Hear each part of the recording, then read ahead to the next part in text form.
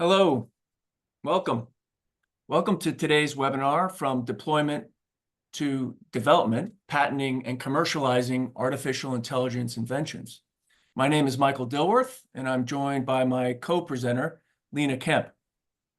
Lena will be starting us off today, and I'll pass the baton on to her in a moment. But before I do that, I wanted to quickly mention that today's webinar is being recorded and that all participants today will be receiving a link to today's recording. We hope to have time at the end to answer questions, so feel free to leave any questions you like in the chat box located at the bottom of your screen, and we'll try to get to those at the end of the program. Of course, you're welcome to contact Lena or I at any time after today's webinar to ask any questions or pursue any of the topics further. With that said, since we have very little time, I'm going to turn the baton straight over to Lena. Lena, over to you.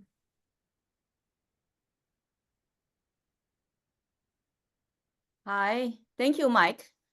Hi, everyone. My name is Lena Kemp. I am the principal attorney at LK Law Firm with more than 20 years of experience in law firms and companies, including general counsel roles.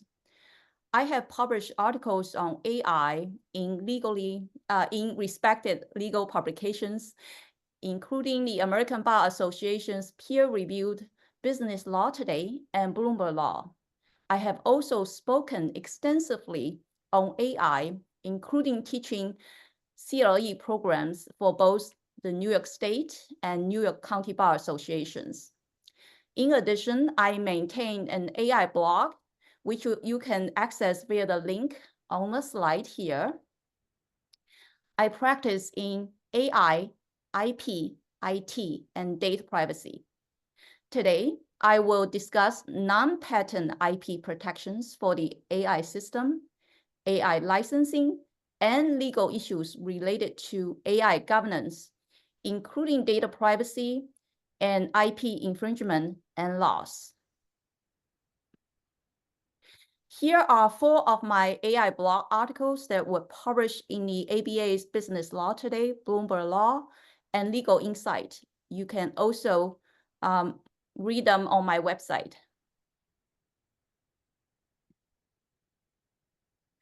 Let me start by discussing non-patent IP protection for different components of the AI system. The first component to consider is the AI algorithm and model. AI algorithms are the underlying mathematical formulas or procedures that power the AI system. AI models are the trained AI representation that can make predictions or decisions. The core algorithms and models that form the basis of the AI systems are crucial components. They can be protected through trade secrets. The second component is the source code. Source code is the software code that implements the AI algorithms and interact with data and models. Copyright protection extends to the source code, which is the tangible expression of programmers' ideas. This copyright protection can also apply to higher level structures, such as the organization and sequence of the code, provided they reflect original authorship. Source code can also be protected through trade secrets. The third component is training data. The dataset used to train AI models are valuable assets. Training data itself may not be protectable as a patent, but a collection of data can be protected as a trade secret. The fourth component is training techniques and frameworks that encompass methods for training AI models, including data preprocessing and feature engineering techniques. They can be protected through trade secrets. The fifth component is user interface. The design of user interfaces can be protected by both copyright and trade secret laws. The sixth component is the AI output. AI output refers to the data or results produced by an AI system after processing input data through its algorithms. It can be protected through trade secrets. Now, let's discuss how trade secrets and copyrights protect the AI components we just discussed. Trade secrets can safeguard any information that derives independent economic value from being unknown to others, provided reasonable measures are in place to maintain confidentiality. In the context of AI, trade secrets can protect a wide variety of information, including but not limited to algorithms, source code, and unique implementation strategies. Even knowledge of unsuccessful approaches, often called negative trade secrets, can constitute valuable IP. This information can provide a significant competitive advantage by preventing others from replicating costly research and development efforts. Unlike patents or copyrights, trade secret protection does not require formal registration. However, to maintain trade secret protection, businesses must take reasonable steps to safeguard their sensitive information. While the law does not specify exact measures, the assessment of reasonableness depends on the specific context. Even accidental disclosures may not necessarily destroy trade secret protection if the company acts promptly to rectify the situation. However, generative AI poses a distinct challenge for protecting trade secrets. When employees input confidential information into generative AI tools, it may result in the accidental disclosure of trade secrets. Importantly, once data is entered into the AI system, the company loses control over its use. First, the AI provider might have rights under its user agreement to access, share, or sell the company's sensitive information. That is why it's very important to review the agreement with the AI provider closely.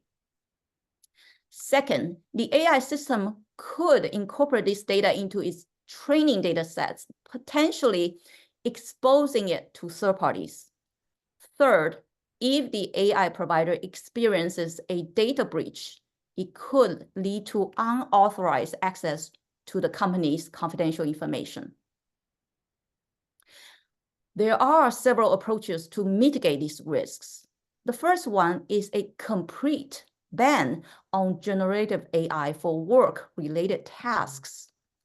These can prevent accidental disclosure of sensitive information. However, maintaining a strict ban requires constant monitoring and enforcement. Also, it might hinder innovation and competitiveness compared to companies that leverage AI responsibly. The second measure is limited access, restricting access to generative AI tools and sensitive data, as well as controlling the type of information entered into AI systems, can help protect trade secrets. Regular audits and oversights are essential to prevent misuse. Additionally, the company should implement similar access restrictions for contractors and third parties with access to trade secrets by including such provisions in independent contractor agreements and vendor contracts. The third approach is enterprise licenses. Obtaining enterprise licenses can provide greater control over how AI providers handle company data. However, it is essential to clearly define data ownership and usage rights within the license agreement. Overall, it's crucial for companies to establish policies, update employee handbooks and agreements, and educate employees about trade secret protection and the risks associated with generative AI. Now let's talk about copyright. Copyright protection covers original works created by humans, such as computer code and related documentation. Under the US law, for a work to be eligible for copyright, it must exhibit human creativity. AI-generated content by itself cannot be copyrighted because it lacks human authorship. However, if a human modifies or arranges AI-generated material, the resulting work might qualify for copyright protection. The US Copyright Office assesses each case to determine the extent of human creativity involved. When applying for copyright registration, it is important to reveal the use of AI in the creative process and outline the contributions made by the human author.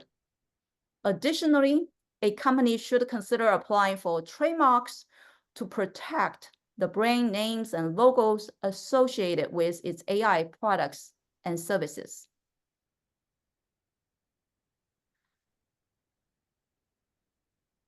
Now that we have explored the various ways to protect your company's AI invention, let's shift our focus to how you can capitalize on this intellectual property. Licensing your company's AI technology can be a powerful strategy to generate revenue and expand your company's market reach. In order to maximize the value of your company's invention, it is crucial to understand and negotiate several key provisions in an AI licensing agreement. The first one is the IP ownership and usage provision. Without clear terms defining the ownership of AI models, algorithms, data, and outputs, disputes may arise between parties over who holds the right to those assets, especially since US laws have not clearly defined ownership. Such a dispute can hinder the commercialization of AI technologies. To address this provision effectively, we need to break down and address the different AI components separately. Number one, ownership and use of AI solution.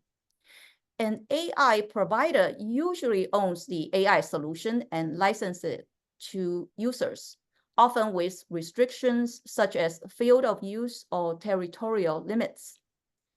Number two, ownership and use of training data. The AI licensing agreement should clarify which party will provide and own the training data and training instructions. Data ownership provisions should also address data sources and compliance with relevant laws and third-party requirements. Number three, ownership and use of production data. When the AI solution is in production, it is crucial to define which party provides and owns the production data. If the AI is on premises, the user likely owns the data. For cloud-based solutions, the data might include inputs from multiple users. In such cases, users should clarify whether their data can be used for their broader AI user group or only for their specific purposes. Number four, ownership and use of AI output. Users generally expect to own their AI output. Like with production and training data, users should be careful about granting user rights to the provider, keeping in mind data privacy and third-party restriction that may affect the use of AI output. Number five, ownership and use of AI improvements. If the AI capabilities evolve over time, determining who owns these improvements can be challenging, particularly when multiple parties contribute to the AI's development. For cloud-based AI solutions, if the user does not own the AI evolutions, the agreement should ensure the user has the right to use the latest version of the solution. The second key provision is IP infringement, which addresses how potential infringement issues will be handled. AI systems inherently involve modifications such as training, combinations such as data integration, and evolution, making it difficult to define clear boundaries for liability. To mitigate these risks, it is essential to carefully allocate liability for different parts of the AI system based on who controls and owns each component. A blanket approach to IP infringement is unlikely to be sufficient for AI technologies. The third key provision is the IP indemnity provision. With the rise in copyright and trademark infringement lawsuits in the AI space, clients are expecting IP indemnification provisions from AI providers. An AI provider will want to carefully draft the liability and indemnity clauses to avoid exposure to unlimited liabilities in case of lawsuits. Now let's discuss AI governance. You may ask, why is this important? How does AI governance affect my company's revenue? Well, strong AI governance can build trust among customers, partners, and regulators, leading to increased market share and the ability to charge premium prices. By proactively addressing potential legal issues, AI providers can avoid costly lawsuits, fines, and reputational damages. Early adoption of robust AI governance can position company as a responsible leader, attracting both customers and investors. So what is AI governance? AI governance is essentially the set of rules, policies, and practices designed to ensure that artificial intelligence is developed and used responsibly and legally. It is about striking a balance between fostering innovation and mitigating legal risks. The AI community tends to cite NIST AI risk management framework as AI governance standards. Does following the NIST AI framework keep you safe from government investigations or lawsuits? The answer is no. While the NIST AI framework stresses the importance of following data privacy and IP laws and ensuring fairness, it does not give specific legal guidance on how to do this. There are several legal requirements involved in AI governance. The first is compliance with data privacy laws. Due to the time limit, I will only discuss case law today. You might ask, how does data privacy compliance help my company's revenue? Well, a more important question is, how could violating data privacy laws hurt your business? Let's take a look at 3 FTC cases. In 2014, Cambridge Analytica obtained Facebook data to analyze the personality traits of American voters and influence their behavior through targeted ads. They pay users to take surveys and download an app that harvested personal data from both users and their friends' profiles. The app collected Facebook ID, gender, birthday, location, and page likes without consent, affecting around 250,000 users and 50 to 65 million friends. The FTC imposed a $5 billion penalty on Facebook in July 2019 and filed a complaint against Cambridge Analytica, its CEO, and the app developer for deceptive data collection practices. Cambridge Analytica was ordered to delete both the data and its algorithm, but filed for bankruptcy before the complaints were issued. The second case is the Ever album case. This case involved the Ever app, which used facial recognition to categorize users' images. the FTC claimed the company misled users by falsely stating that facial recognition would only be used with the consent and by retaining images from deactivated accounts indefinitely between 2017 and 2019. As part of the settlement, the FTC required Album to delete any models and algorithms based on the facial recognition data they had collected from users. The third case is WW International case. The FTC ordered WW International to delete any algorithms trained using personal data from children under age 13 because its mobile app violated privacy laws by not informing parents about their data collection practices, which were used to improve health and fitness recommendations. The key takeaways are, number one, the FTC has the authority to mandate the deletion of AI algorithms and models if they are trained with the data collected in violation of data privacy laws. This could result in significant financial losses and wasted efforts in developing AI models.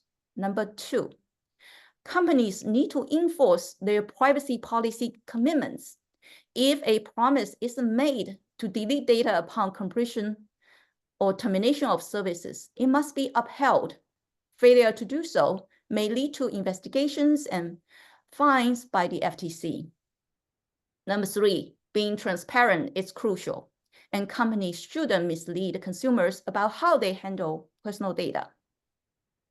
There have also been class action lawsuits related to privacy issues in the AI area. Notable cases include Clearview AI, Facebook, Vimeo, and ChatGPT. Now you can see why I brought up this topic. Mishandling data privacy in your AI could cost you dearly. If you handle it well, you will gain consumers' trust and strengthen your brand, which help you in the long run. I recommend considering the following strategic actions to help protect data privacy in the AI space. First, you need to establish a data governance program that addresses AI issues. This program will have clear policies and procedures in place for data collection, storage, and processing in your AI models. Next, you should review and revise the data privacy policies and notices to include AI-specific considerations. It is also important to conduct data privacy impact assessments for AI systems. These assessments will help you identify and mitigate privacy risks associated with the deployment and operation of AI, considering factors like bias in algorithms. You should review and amend your data processing agreements and vendor contracts to address AI-specific data privacy concerns. This step ensures that your vendors comply with data privacy laws and are held accountable for damages caused by their faults. Training employees on data privacy in AI is another crucial action. Educating your staff on AI privacy principles and practices will help prevent data breaches and ensure that everyone understands the responsibility in handling data with AI projects. There may be other strategies depending on your situation. Another important legal issue in AI governance is the potential for IP infringement and loss. AI tools and models are trained based on large sets of data. Some of the data come from publicly available sources. So the question is whether there are any legal risks in using publicly available data to train AI. The answer is yes. Publicly available data may have third-party materials that are protected under copyright law. It may contain open source software. Let's take a look at case law first. The first one is Getty Images versus Stability AI. The stock photo provider Getty Images has sued Stability AI, accusing the company of copyright and trademark infringement. Getty claims Stability misused over 12 million Getty photos to train its Stable Diffusion AI. seeking up to $150,000 in damage per work, potentially totaling billions. They also allege that Stability AI removed or altered Getty's watermarks, violating copyright law. Additionally, Getty asserts that Stability AI's generation of images with altered watermarks infringe their trademark and causes confusion. Getty further argues that these constitute unfair competition under Delaware law and seeks damages and injunction against Stability AI. This case is currently pending in the US court. Meanwhile, a court in the UK has decided to allow Getty Images lawsuit to move forward. In addition, copyright owners have sued AI companies for using their work to train large language models such as ChatGPT without consent or compensation. I have provided you with a list of lawsuits here. So the key takeaway from these cases is that training AI models on copyrighted content and using AI-generated material that exhibits substantial similarity to copyrighted works can both lead to copyright infringement claims. The legal landscape surrounding these practices is still evolving, and we are waiting for courts or Congress guidance on this issue. In some cases, the fair use doctrine might be a defense against copyright infringement claims. However, fair use is a complex legal concept with specific criteria that need to be evaluated on a case-by-case basis. Now, let's talk about IP laws.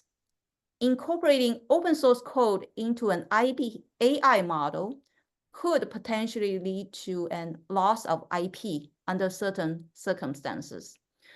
Open source software refers to software whose source code is publicly accessible, allowing third parties to view, modify, and utilize it. Some open source software utilize copyleft license, like the GPL license. Under the copyleft license, any modifications made to the auth must also be released under the same open source license. Training AI models with open source software under a copyleft license may necessitate releasing the AI model under the same copyleft license terms if the modified work is considered derivative work.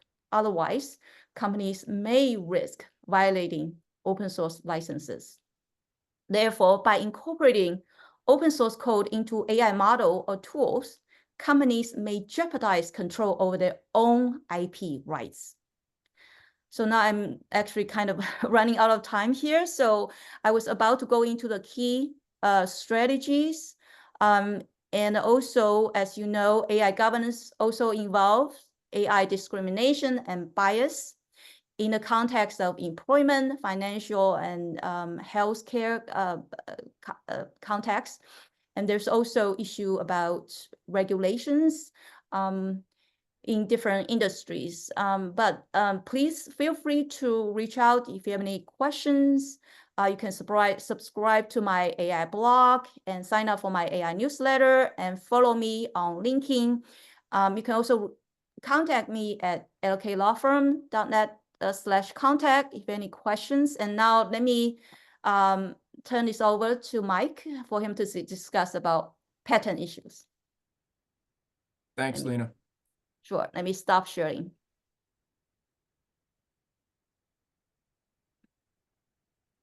I stopped sharing. Okay. Hopefully you can see my screen now. So my overview today, we don't have a lot of time, and I'm really kind of hoping I can get through everything. Will be to cover what is AI. I'm going to keep it super general. Is it patentable? What are the challenges and benefits of patenting AI? Recent USPTO guidelines governing the patenting of AI. A couple case studies, one of a company in the AI space that's using patents, and a recent example of a technology startup that successfully enforced its patents against a much larger competitor. Some information on the cost of patenting, and then some brief comments on the cost of not patenting.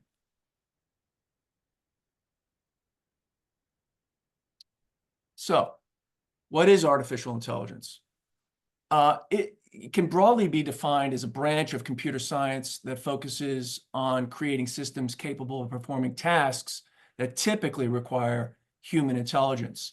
These tasks include problem solving, understanding natural language, recognizing patterns, and learning from experience. AI has become increasingly integrated into various aspects of daily life, revolutionizing industries and reshaping how we interact with technology. At its core, it encompasses several key components, some of which you may have heard before, and I've listed up here on the screen. There's no doubt that it's going to revolutionize life as we know it, and with each passing day, begins to be incorporated into features and functions of everyday products that we interact with. So AI-related inventions are patentable. However, they must comply with certain key criteria.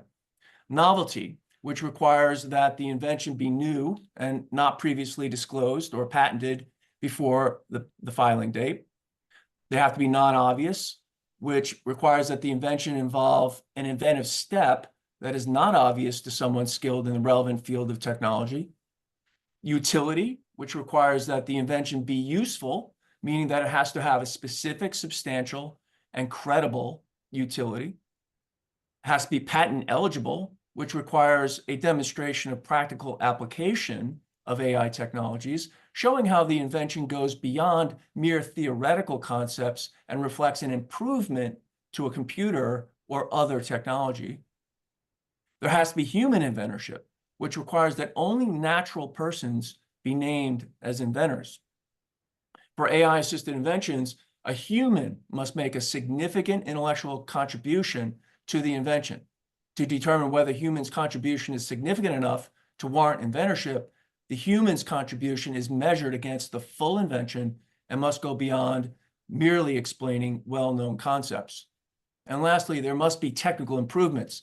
The patent application should emphasize any technical improvement or solutions to technical problems provided by the AI technology.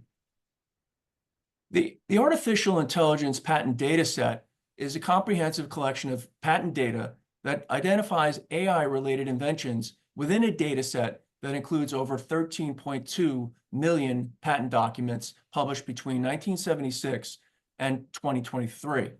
It was created to assist researchers and policymakers in understanding the impacts of AI inventions. The artificial intelligence patent data set is constructed using machine learning models that analyze patent text and citations to identify 8 AI component technologies, which I've listed up here on the screen. The AIPD is publicly accessible and can be used by academia and researchers to study trends in AI patenting over several decades. According to the AI patent data set, patent applications in the field of AI have increased by more than 82% between 2010 and 2020. During the same time span, the number of AI applications as a percentage of all patent applications has increased from 12.4% in 2010 to almost 18% in 2020. Overall, there is good news in the data. According to the USPTO, the allowance rate of AI patent applications closely tracks that of non-AI applications, with overall allowance rates of around 77% in 2020. Section 112, so what are the key challenges? And I'm going to cover 3 key ones that are mentioned in our patent statute, Section 112, Section 101, and lastly, Sections 102 and 103. Section 112 of the patent statute answers the question, what is the invention? It answers or establishes the requirements for the specification of a patent application. It mandates that the application must include a written description of the invention in clear, concise, and exact terms that will enable a person skilled in the art to replicate the invention without undue experimentation. This provision of the patent statute stipulates that the application must conclude with claims that distinctly define the scope of the invention. This ensures that the claims are not indefinite and that they clearly inform the public about the boundaries of patent protection that are being sought. This section allows for means plus function claims, where an element in a claim can be expressed in terms of the function it performs. provided that the specification describes the corresponding structure, material, or acts. This requirement mandates that the patent application include a detailed description sufficient to demonstrate that the inventor was in possession of the claimed invention at the time of filing, thereby preventing applicants and inventors from later broadening their claims beyond what they originally disclosed and invented. AI inventions often involve complex algorithms and models that can be difficult to fully describe.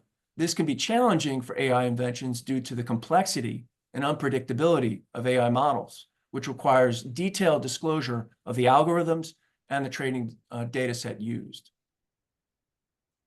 Section 101 answers the question, is the invention more than an abstract idea? This provision of U.S. patent law defines the types of inventions that are eligible for patent protection. It states that a patent may be granted for any new and useful process, machine, manufacture, or composition of matter, as well as improvements thereof. The section serves as an entry point for determining patent eligibility and is foundational to U.S. patent law. However, there are judicially recognized exceptions to what can be patented under Section 101. These exceptions include laws of nature, natural phenomena, and abstract ideas, which are not patentable because they are considered fundamental tools of scientific and technological work. For instance, mathematical concepts, certain methods of organizing human activity, and mental processes often fall under the category of abstract ideas that are not patentable. The U.S. Supreme Court has developed a two-part test known as the Alice-Mayo framework to determine whether a claimed invention falls under these exceptions. This test first assesses whether the claims are directed to a patent-ineligible concept. If so, the second step examines whether the claim elements, individually or as an ordered combination, transform the nature of the claim into something patentable through an inventive concept. The Alice-Mayo framework has faced significant criticism from various stakeholders for its vagueness and unpredictability, which makes it difficult for inventors and companies to know what constitutes patentable subject matter. It's been criticized for its excessive invalidation of patents. Reports indicate that up to 60% of patents challenged under this framework have been invalidated. It's been conflated with other patentability criteria like novelty and non-obviousness. And lastly, it's been criticized as conferring too much discretion on judges under the framework, which has led to inconsistent application across similar cases. There have been calls and various proposals to amend the patent law to introduce more certainty into the law of patent eligibility, but so far Congress has not passed any new legislation.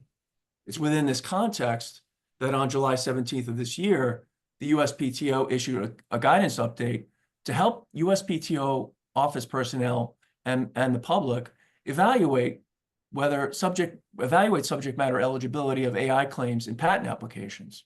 It applies the Alice-Mayo test to AI inventions, and we'll talk about these concepts in a moment. And lastly, under 102 and 103, we get the answer to the question, is the invention new and non-obvious? I'm not going to spend too much time on during today's presentation on these concepts. So patent applications can run afoul of Section 112 in at least the following ways. Lack of a detailed disclosure. AI patents often risk being too vague, especially when they claim broad concepts like machine learning or neural networks without providing specific implementation details. AI patents frequently use functional language. If the claims lack specific structural support or detailed algorithms in the specification, they may be deemed indefinite. This is particularly problematic when generic terms like module or engine, for example, are used without clear definitions. They've been criticized, 112 poses an issue for overbroad claims. Broad functional claims without precise boundaries can lead to indefinite issues. And lastly, relying on the knowledge of a person of ordinary skill in the art instead of providing a detailed disclosure in the specification can lead to challenges. Lastly, drafting errors that result in ambiguity can weaken the patent and also lead to challenges. So to avoid issues under Section 112, Detailed descriptions of the algorithms performing any claimed functions have to be provided. Functional claiming requires a detailed description of the algorithm, flowcharts, model structure, data usage, data types and sources, and examples of AI output, and avoid generic placeholders or black box descriptions. Effective drafting requires anticipating how claim elements might be interpreted and ensuring that the specification provides sufficient detail to support the claims. AI inventions may require disclosure of details such as the types of training data and methods used to train AI systems. This is crucial to demonstrate that the inventor had possession of the invention and to enable others to reproduce it. Failure to provide such details can lead to rejections or ultimately invalidation of the patent in court. To illustrate, things that may need to be fully described in the patent specification may include characteristics of input data, any pre-processing techniques, unique or customized training techniques, architectures of trained core models that evaluate input at the inference stage, engineered prompts to the inference stage, and post-processing of responses. Some AI inventions rest on the discovery that a particular subset of all the features of a training dataset is the most predictive of useful output in the inference stage. This subset must be described in detail. Some inventions may rely on multi-stage prompts that instruct the LLM what to include or exclude in the inference stage. Again, these prompts need to be fully disclosed.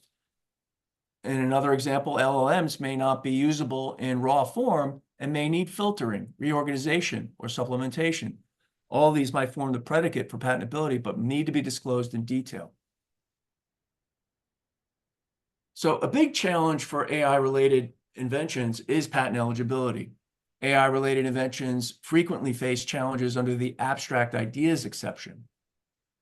Courts have found that many software and algorithm-based inventions fall under this category. The Alice-Mayo framework is used to determine if an invention is an abstract idea, but this is a complex and subjective process that has led to inconsistent and unpredictable outcomes. AI inventions have to navigate the judicial exceptions to patent eligibility. This includes demonstrating that the invention is a specific application or improvement that provides a concrete technological solution. Precision in a patent application is crucial. Applicants must show how their AI invention operates in a specific, tangible manner, using examples and emphasizing its practical utility.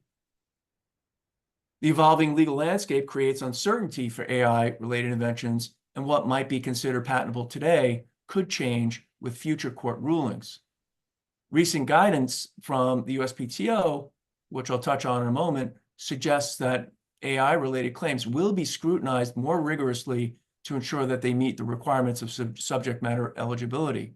This specifically includes providing detailed descriptions of how AI features improve technology or technical fields. The empirical evidence suggests that AI-related inventions are more likely to receive rejections based on patent-ineligible subject matter relative to non-AI inventions. One study by F. Ramirez and Lehrer took 2 data sets published by the USPTO to analyze patent examiners' decisions on patent subject matter eligibility between 2015 and 2020. And based on their analysis, they found that the likelihood of receiving an office action with a rejection for patent ineligible subject matter is 45.4% for all AI technologies, while the corresponding percentage for non-AI technologies is only 10.2%.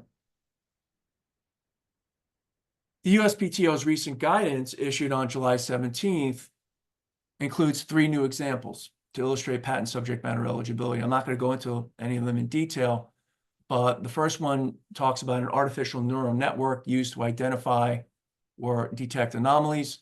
The second one deals with an artificial intelligence-based method for analyzing speech signals and separating desired speech from extraneous or background noise. And the third example deals with an AI model that's designed to assist in personalizing medical treatment based on the individual characteristics of a particular patient. In each example, the office provides claims that both comply with 101 and do not comply with 101. And there's significant commentary with respect to each example, which is very helpful. These recent guidelines emphasize that to demonstrate a concrete and tangible application for patent eligibility, AI inventions must integrate abstract ideas into practical applications that, importantly, improve the functioning of a computer or other technological field. AI inventions should clearly outline how they apply in real-world scenarios, going beyond theoretical concepts. This involves demonstrating a specific application of AI technology that solves a particular problem or achieves a desired outcome in a technological field. Applicants are encouraged to provide specific examples and scenarios that demonstrate how the invention operates. Claims should include additional steps that go beyond routine data processing and contribute to a tangible practical outcome. In most cases, I'm going to talk about the cost of patenting. And this is based on my own experience. But in most cases, a preliminary prior art search will help you determine whether your invention is novel and non-obvious, which are the two key criteria for determining patentability. By reviewing existing patents, published patent applications, and non-patent literature, you can gain insight into the current state of the art in your field and assess whether your invention is likely to meet the requirements of a patent. A basic patent search can range from a few hundred to a few $1,000s, depending on the complexity of the invention and the depth of the search. For most innovations, attorney fees for drafting and filing a provisional application can range from between $5,000 and $15,000. However, for more complex inventions, which AI inventions can frequently be thought of as, these costs can sometimes exceed even $20,000 or more. It is not uncommon for AI invention patent specifications to reach 30 to 40 pages total, and not infrequently more than that, so they're definitely in the upper range of complexity. But taking the time to provide a robust invention disclosure is mandatory if you want to achieve a successful outcome. USPTO filing fees come with the filing of every patent application, and these fees can be significant. Initial costs include the basic filing fee, search fee, and examination fee. For a utility patent, these fees currently start at approximately $1,820 for large entities, $664 for small, and $365 for micro entities. It's important to note that these fees are subject to change and additional fees may apply. During the patent grant stage, an issue fee must be paid to allow the application to proceed to grant. For a utility patent, the issue fee charged by the USPTO is currently $1,200 for large entities, $480 for small entities, and $240 for micro entities. And once your patent is granted, it gives you the exclusive right to prevent others from making, using, and selling and importing your invention in the United States. This right is typically valid for a period of approximately 20 years from the date you filed your patent application. However, to keep your patent enforceable during this entire period, you must pay maintenance fees. In the US, 3 maintenance fees are due at 3.5, 7.5, and 11.5 years after the patent is granted. The total cost can vary depending on the size of the entity that owns the patent. Currently, for a small entity, the cost over all 3 maintenance fees is roughly around $5,400. So pulling this all together, the cost of filing and obtaining a patent and maintaining it in the US can typically range anywhere from between $15,000 and $30,000 and be higher for complex inventions. So we've seen that there are significant challenges to patenting AI. There are timing issues. An inventor cannot sit on the decision for very long because the inventor only has a year after he's made an initial public disclosure or offer for sale of the invention in which to file for a patent. There are legal uncertainties that I mentioned earlier under the Alice-Mayo framework. There are high costs, and there is a constantly expanding universe of prior art. When you file a patent application, it doesn't get published right away.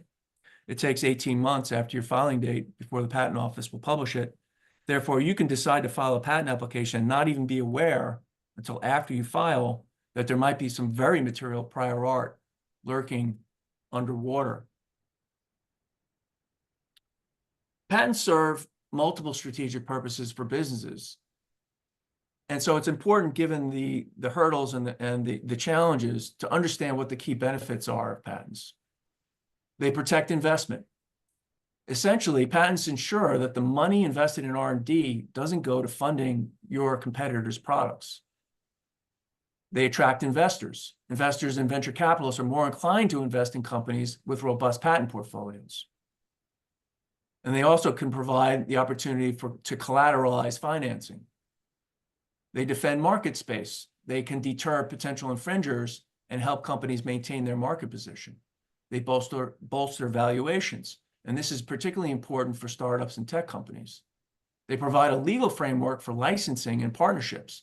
Patents establish a clear legal framework that facilitates licensing arrangements and partnerships. They enhance reputation and bolster market position.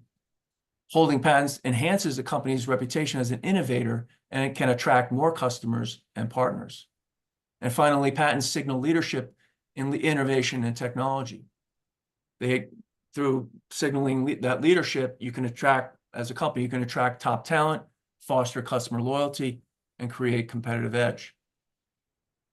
And lastly, patents also can provide startups with a stronger bargaining position that allows them to command better terms and conditions in licensing arrangements, which often provide significant revenue opportunities. So the two case studies I want to briefly touch on are OpenAI, in the case of its patent strategy, and a small company based in the Chicago area called Cove. OpenAI's patent strategy has recently shifted from an emphasis on trade secret protection to patent protection. While it's historically been known for protecting its innovations through trade secrets, it recently has decided to shift from being a not-for-profit to a for-profit entity. In fact, the COO of OpenAI recently announced that it has 11 million paying subscribers. At that rate, it brings in about $2.7 billion per year. So OpenAI is now actively pursuing patents. In 2024, it has achieved 11 patent grants based on patent applications that were just filed last year. It has taken a minimum, I think it's only taken an average of 11 months from application to grant for OpenAI to achieve this outcome. And we've discovered that it's using the Track 1 program at the USPTO to accomplish this. So despite having fewer patents compared to other AI giants, OpenAI's patent portfolio is growing and includes innovations in areas such as model training and multimodal machine learning models. OpenAI's patents will allow it to enforce its intellectual property rights sooner, and will also allow it to leverage its patents in licensing negotiations. Cove.io was originally founded in 2003. They are a small Chicago-based company that specializes in high-performance computing solutions and data management technologies. The company was established by Dr. John Overton, who has a notable background in computer science. Cove has been involved in a high-profile legal case against Amazon Web Services. In 2024, Cove won a $525 million patent infringement verdict against AWS, which was found to have infringed on Cove's patents related to scalable cloud storage technology.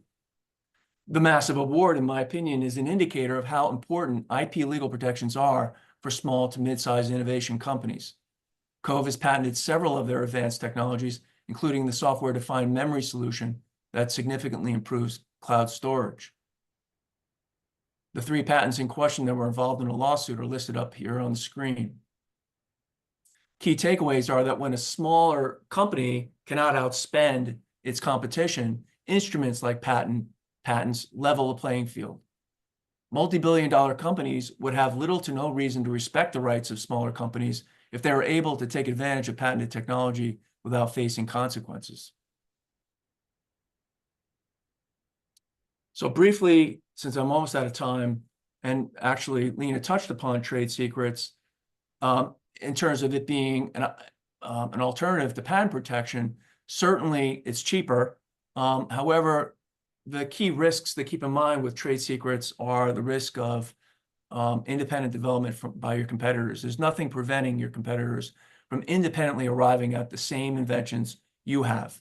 And there's also nothing preventing them from reverse engineering your product if they can. And so with that said, I think we have just a few minutes remaining, and I'm going to see if we have any questions.